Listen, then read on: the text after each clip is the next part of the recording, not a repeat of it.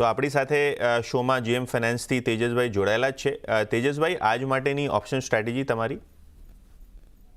તો જેમ કે મેં જણાવ્યું મારા ઓપનિંગ રિમાર્કમાં કે જે બેંક નિફ્ટીએ જે ફ્રાઇડેના સેશનમાં બેરિશ એન્ગલ્ફિંગ કેન્ડલસ્ટિક પેટર્ન ફોર્મ કરી છે અને 56,000ના લેવલથી જે બ્રેકડાઉન આવ્યું હતું એ હિસાબથી અમને લાગે છે બેંક નિફ્ટીમાં જે વીકનેસ છે એ કાયમ રહેશે.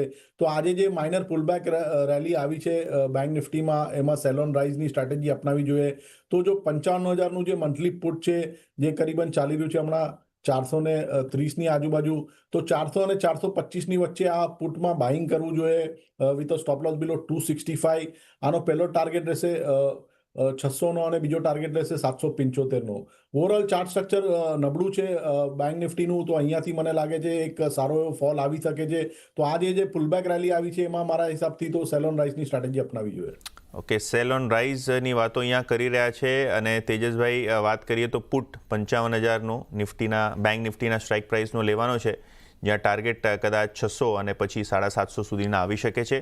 435નું માર્કેટ પ્રાઇસ છે આ પુટ ઓપ્શનનું અને 265 રૂપિયાનું અહીંયા સ્ટોપ લોસ રાખવાનું રહેશે. કેમ કે આપણે